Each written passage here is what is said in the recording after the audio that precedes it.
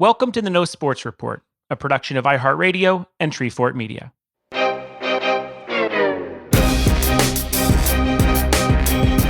My name is Jensen Karp, and I'm a sports fan.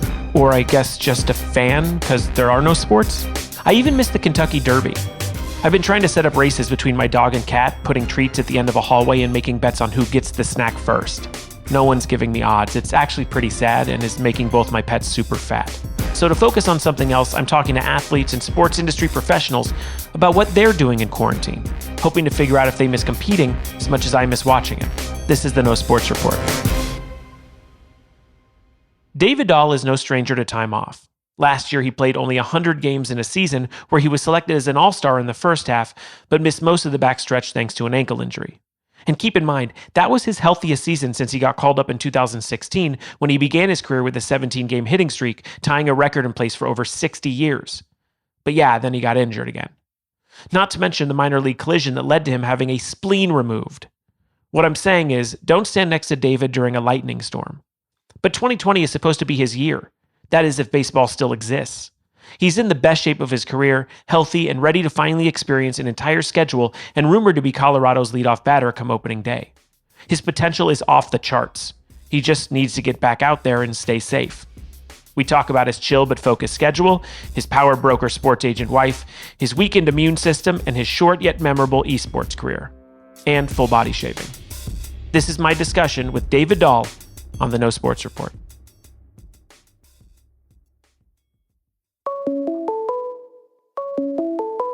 Call from David Dahl. To accept, press 1. Hello, Dave. Hey, how's it going? I'm good, man. I'm checking in, seeing where you are quarantined. Where are you at location-wise? I'm in Scottsdale, Arizona. Okay. I have been to Scottsdale many a time. Very beautiful. By social media research, not that I'm a total creepo and know this exactly, I am assuming you are locked up with your wife, Jacqueline, and your dog, Rookie. Yes, that is correct. Okay. Now, what have you three been up to? Tell me what has been filling your time stuck at home.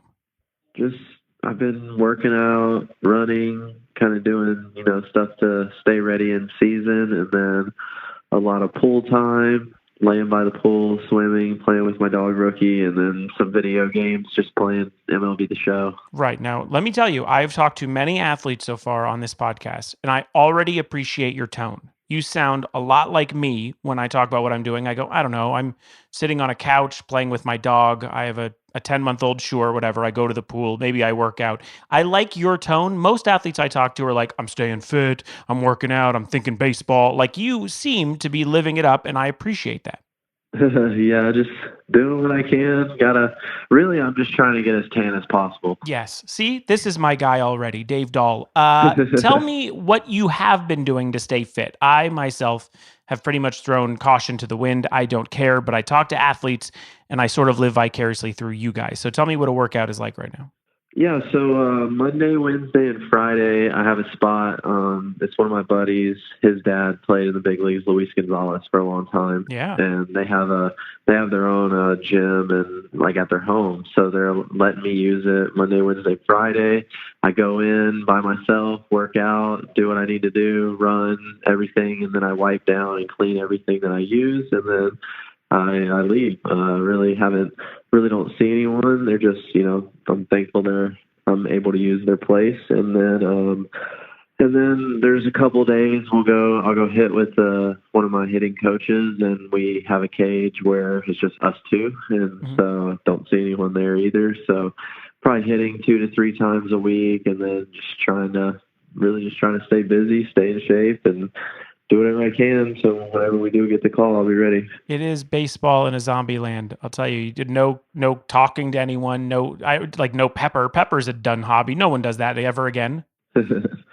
Yeah, I don't normally play Pepper, but yeah, I had to call my dad today, and I was just like, I am getting so bored. I'm over working out. I'm over just hitting in a cage. We're chomping at the bit to get going. Absolutely. I can't imagine. I've talked to so many people through this podcast where, you probably haven't stopped playing baseball for this long since what, junior high? I've had some injuries, so I've had some long breaks in between. So I'm actually kind of used to having a little longer layoffs than a lot of people. See, again, Dave Dahl, one of my people. Have you picked up any new hobbies during quarantine? Anything you didn't have as an interest before? I mean, I've always played video games. Like it was more just playing MLB The Show or something, and it was more like this was when I was younger, like creating myself and then just playing on like easy mode and just putting up like Hall of Fame type numbers. Yes. I'm playing a little more MLB The Show, trying to play online a little more. Actually, I did that MLB Players League tournament. Yes. I didn't do very well, so I'm practicing now to try to get better. We will get to that. I did notice online on social media that you have picked up video editing mostly to make fun of yourself. Yeah, I don't really know what I'm doing. I just think it's fun. I just kind of get videos and put them together. And I figured, I made a highlight video of me hitting homers and stuff, and then some guy on Twitter, try to be smart with me, tell me to show all like my errors or something, and called me like error boy. So I was like, all right, I'll go take 5 plays and I'll make a video for him. And I did it, and it was a success. I was very much into your lowlights video. I think more people should do it. But I do connect with you on that. I am bummed at myself that I haven't really grabbed on to like graphic design or video editing, 2 things that I wish I knew more about during this time. I didn't use it for like a renaissance. Uh-huh.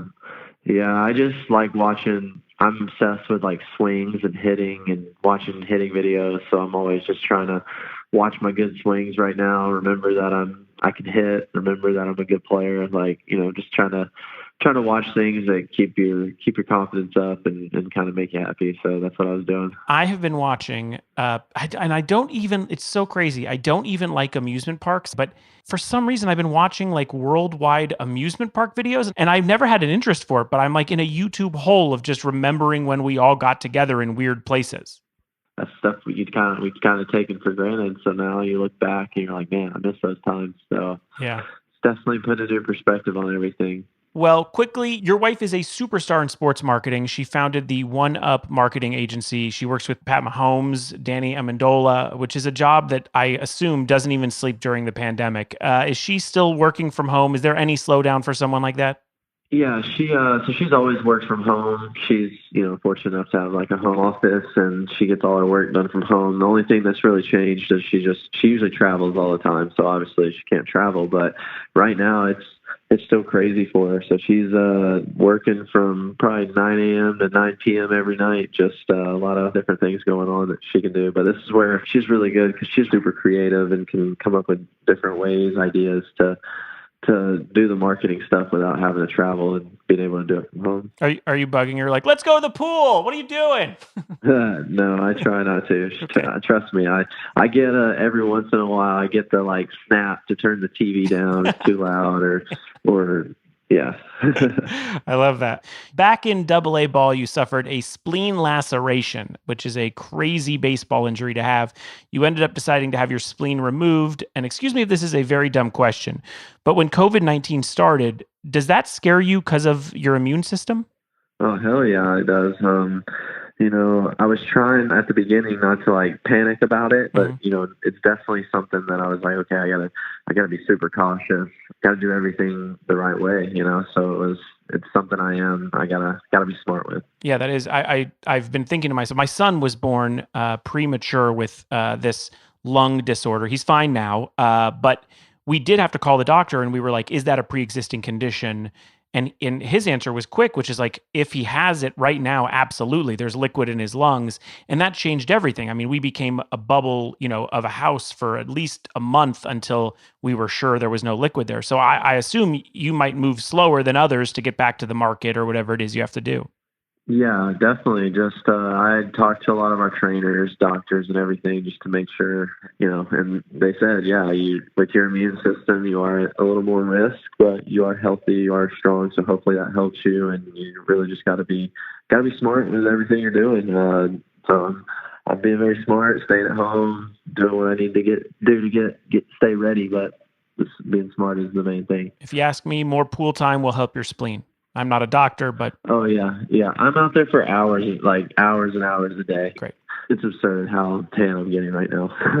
That's my prescription. If we could talk about your minor league career for just a little minute more, I don't think there's been a player in history who's made more stops at ridiculous sounding teams. You were on the Tourists, the Modesto Nuts, the Rock Cats, the Yard Goats, and the Isotopes. That is an incredible array of names. Yeah, that's crazy. I never really thought of that. Yeah, the Yard Goats. I honestly, I know the majors is obviously everyone's dream, but I'd be like, Yard Goats, I'm here to stay. Like, I'm staying here. Yeah, that was the first year. It was actually a team was when I was on there. We were actually on the road the whole season, so we were actually the Road Goats. The road guy, again, can't get any better, and I didn't think it could. You are very rare, and you kind of mentioned it here, because you had already experienced playing with no fans. You've done it in the minors. You guys didn't have a home field, so tell us what that was like. Yeah, we would play home games for a little while. We had to play in New Hampshire, and they made it to where the gates were closed, no one could go in. It was more just like a few scouts, maybe a couple girlfriends in the stands, and it was tough to get pumped up for, but I mean, it's still baseball, so we were competing. So it was weird though. It was weird that you could hear conversations in the dugout. You could hear, like, I don't know, it was an interesting time. So, I mean, if it's something we're going to have to do, it should be interesting. Yeah, I do imagine the spattered applause, like the talent show from like elementary school. Just you can hear just a couple of like claps, and then it's over. It's like home runs are probably quicker, keeping your head down. I mean, even the ninth inning, right? So the ninth inning is such a home field advantage. If it's a 1-run game or whatever it is, you really depend on that audience. Like, do you see it like neutralizing any of these teams and just sort of being about that game? I mean, I don't know. I think it's just the teams that are going to win. If we play and have no fans, the teams that are going to win are the teams that, can stay, are motivated, stay upbeat, stay up and get up for the game. That's going to be the hardest thing, but I think it's going to be a little easier because we haven't played baseball in so long. So everyone's just going to be pumped to go out there and play. And yeah, really it's more just like when the crowd and they're going crazy, it's that adrenaline you get, you get that extra juice adrenaline. So that'll be different. You got to find other ways to get that adrenaline. Great. Well, 2020 was really shaping up to be a big year for you. You were looking to complete your first full season coming off an all-star year, which is awesome, but it was cut short. Getting the Rockies center field spot, all huge for momentum. The leadoff spot was being talked about, obviously. How does the postponement of the season mess with your rhythm in that kind of prospect for this year? Yeah, I think, I've missed a ton of at-bats in my career, so it would have been nice to get this season going and get to playing and try to play as many games as possible and stay healthy and get all the at-bats I need. But I think, too, like I could be at a little advantage because I'm used to having some of these really long layoffs where I get hurt and I would miss 2-3 months, and then I go on a rehab assignment and bam, I'm back in the big leagues and having to get right back in it. And I think being used to that and having done that before is going to help me whenever we do start. Totally. Do you think that this time off, when you guys go back, do you think it's going to foster like a stronger relationship with your teammates in the clubhouse? Like once you guys get back together, have you all been like keeping in touch during this? Yeah, we've all been keeping in touch. We jump on Zoom calls and with the coaches and stuff, and kind of keep up, see how everyone's doing. And I definitely think it can bring us closer together because once we get back together, we're all going to be so excited to see each other. I think that in itself will play a big role. And really, I'm just ready to get back to playing baseball and seeing the guys and hanging. And yeah, got me missing it. More with the Colorado Rockies' David Dahl after this.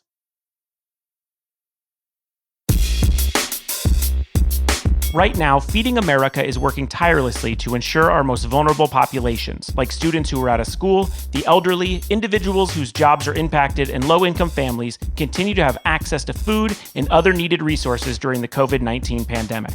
The Feeding America Food Bank Network is committed to serving communities and people facing hunger in America, and their greatest need is donations and support of local food banks. This podcast is committed to donating a portion of the proceeds from the show to Feeding America, and we hope that you can join us in this effort too. Find out how you can help at feedingamerica.org/COVID-19.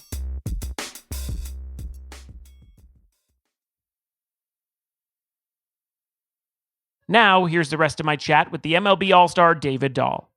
I realized when researching you, you celebrated a birthday in quarantine. My wife does it this week as well. I went to Target and bought just the saddest amount of cheap decorations to put around the house. It's just us and the kid. I wanted to see how you celebrated it. I mean, really, I just went to go work out and hit and hung out with my wife and ate good food. Yeah. So nothing crazy, just doing the same that I usually do. Yeah, I feel bad about my wife's birthday. I don't know. I'm trying my hardest. I can't even really go get the gift I want. I'm just sort of like, here, happy birthday. Yeah, it's tough situations. Maybe you just gotta, whenever we can go out, just go get her a gift. That's true. I'll put an IOU in the card. I have spoken to a few players who partook in MLB The Show's Players League, but none who also retired from the game as soon as it ended. You did not make the playoff cut. 6-23. You then went on to Instagram the next day and announced your retirement. Tell me what happened. Yeah, I just, I went into it. I knew I didn't play too much, but I was confident that I could make the playoffs. And then once we got to playing, it was ugly. And, but I lost a lot of one-run games. A lot of things didn't go my way. It was definitely, I was frustrated and I wish I played better. So I decided to retire from video games for now, but there's a chance, that I could come out of retirement if something were to happen, or, if I get better when I'm practicing, we'll see. How good was Joey Gallo? Gallo was really good. I actually had a good game against him. It was 3-1 the last inning. He was up 3-1. It's our last inning. I got the bases loaded with 2 outs, and I got Story up there, and I ended up swinging at a ball and grounded out to end it. So I had a chance to walk him off. Oh. I think also Blake Snell, though, he was tough too. Like, he dominated me. Yeah. So my dad said he would watch both Twitch feeds just to see. And he said Snell was like calling the pitches and location where I was going to throw the ball before I even threw it. He beat me like 15-0 or something crazy. It was unbelievable. He clearly deserved the win. I just started throwing at all their guys. I was like, okay, I'm just going to start hitting them. And I got like 2 of my guys tossed out of the game. Well, both Snell and Gallo, very good. Did you have experience? Like, do you have other games that you're into? Is it mostly just sports in the show? No, the only thing I really ever played in the past was like MLB The Show and like Madden. Was kind of the sports games. I'm not like a huge gamer or anything like that. It's more like I play during this downtime right now, or if I was hurt and sitting here in Arizona during the summer, I'd probably jump on MLB The Show and play my season out that way. Just give myself some confidence. I do want to push you in the direction of the Nintendo Switch. Okay, so you played PS4 and Xbox, and that's kind of for the intense gamers. That's for the the Gavin Luxes. The Nintendo Switch is for us just chilling in the pool, man. Animal Crossing, Mario Kart. Yeah, definitely. That sounds more like me right there. A little Mario Kart. I could do that. We usually end these interviews with something very positive to leave and then something very stupid. So let's start with the positive. Is there anything that you have seen society pick up, or even you in your house, something that you've taken on during quarantine that you hope sticks around once everything is lifted? For example, like I went to pick up my wife's birthday stuff today to Target down the street. And, we waited in the 6-foot line and all those things. And then when I got to the front, I realized they had put up these glass partitions in front of us, between us and the clerk. And that's obviously so that, if we're sick, we don't cough on them or even just breathe on them. But I'm sort of like, you know what? I think the new protection that we have for these clerks or workers at places like Target, or you work at a supermarket, I am fine with doing as much as humanly possible to protect them. Yeah. I never thought of that before. Yeah, I actually never thought of that either until you just said that. I remember I was getting some allergy stuff because the allergies are really bad out here. So I was at the store, in my mask and gloves and everything. And I was at CVS and they had that up, and I was like, whoa. Yeah. But I actually think that would be a good idea to like continue. Yeah. I wonder if after all this is over, if people will stop like shaking hands or hugging, like when they're out in public, or like seeing someone and like dapping them up, like, what's up, man? And yeah. I wonder if all that kind of stuff is going to stop. I wonder what we're going to go back to once this is done. Yeah, listen, I have been vocal about it on the show already. I think hugging is gone, which I'm fine with. I don't even, Uh-huh. other than family, I don't need to hug anyone. Yeah. And then I honestly think, I don't think we handshake again. I know that sounds insane, but I think we fist bump maybe, but at real life, like we can do just the head nod. Maybe elbows, little elbows. Like, hey, yeah, I'm down for a head nod. Good. See, there you go. Well, I'm like, I don't like, I'm not I don't like shaking people's hand because, especially, I can get sick like really easy with not having a spleen. So I'm always like weird about shaking people's hands. Yeah. So that'll actually help me. Listen, we can all learn a lot from Korean baseball, which will be starting very soon. We'll be able to watch it on ESPN. They just bow to each other. Yeah, it'll be interesting to watch, those games, see what they're doing and how it goes, because I think that can, affect what we're going to end up doing. I'm excited. I hope we can start back soon. Same.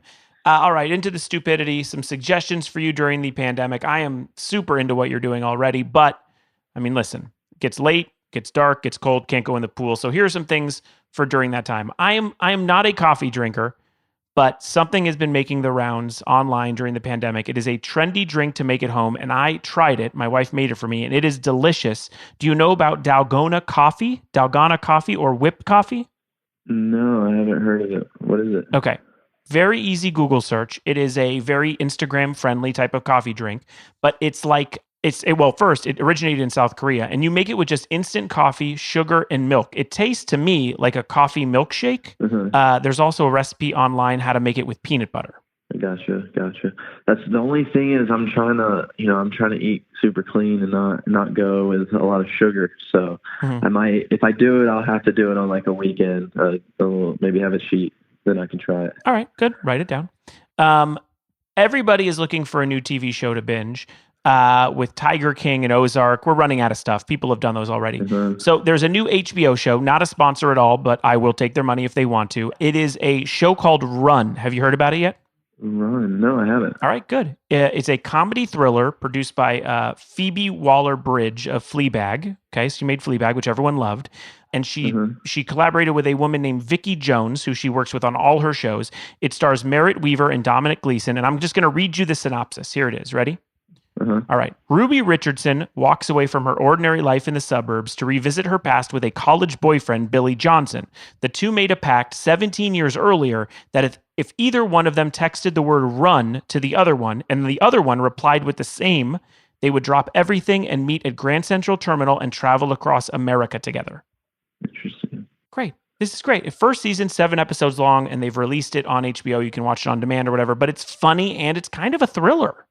Well, that's good you gave us that, because we were actually last night looking for some shows, because we kind of already made our rounds through a bunch. We've been killing Netflix shows. Yeah, so burning through them. Trying to find something. All right, HBO Run. Okay, lastly, I am known for giving out great business ideas on this podcast for athletes looking for maybe new lanes of income post-pandemic. I'm happy to announce that I have an entrepreneurial idea for you. Many small businesses have been hit by this virus, and one of them that was impacted the worst is the grooming and barbershop business. Okay. So yeah, no one can get haircuts. It's only possible in close quarters. You have to wonder what the future holds for these guys, people's wives and boyfriends and such cutting each other's hair. It's a total nightmare. When can they go back? We don't know. So once quarantine is lifted, whenever that is, hundreds of thousands of people are going to be looking for haircuts or beard trims or waxing or whatever. And I'm not sure there's going to be enough outlets for the demand. So I would like to introduce you to a new business. It's called Dave Dahl's Shave Them All. Okay. Okay. You've sported amazing facial hair in your career. Okay. You're a good spokesperson.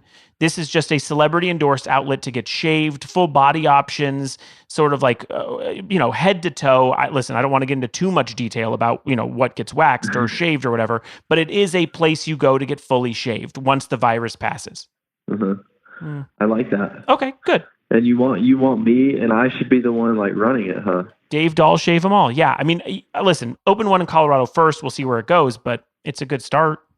Definitely. I do like that, because I usually keep my beard pretty clean. Usually my hair is pretty clean, but I haven't touched it. I've got a little mini Charlie Blackmon beard going. Yeah. I got a ways to go. I actually sent my buddy McMahon a picture a selfie of me with my like beard all crazy, and I go tell Charlie I'm coming for him. And Chuck said I got a long ways to go. Yeah, you're gonna have to really grow a Bible beard at that point. Yeah, and I don't think my wife will let me do that. Right.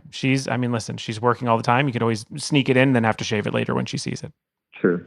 Dave Dahl, Shave 'Em All. I appreciate it. You talking to us, and I wish you guys the best of health, and send my love to Rookie, please.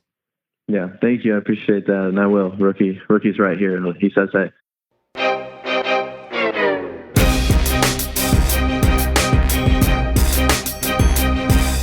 The No Sports Report is produced and distributed by Treefort Media. The show is executive produced by Kelly Garner, Lisa Ammerman, and me, Jensen Carton. Our series producer is Matthew Kugler. Tom Monahan is our senior audio engineer and sound supervisor, with additional production help from Tim Schauer, June Rosen, and Haley Mandelberg, with production and editing by Jasper Leak. Our theme music is composed by Spilkus. If you've enjoyed what you've heard, please subscribe, rate us, and review us on Apple Podcasts. You have nothing else to do. Send it to your friends, tweet, share, post about it, do whatever you can. And please visit feedingamerica.org. And if you're able to make a donation, any amount will help make a difference. And you can learn more about other ways to help on their website. For more information on the No Sports Report, links to the socials, and for our show transcripts for the hearing impaired listeners, please go to treefort.fm. Be safe and be well. The No Sports Report is a production of iHeartRadio and Treefort Media. For more podcasts from iHeartRadio, visit the iHeartRadio app, Apple Podcasts, or wherever you listen to your favorite shows.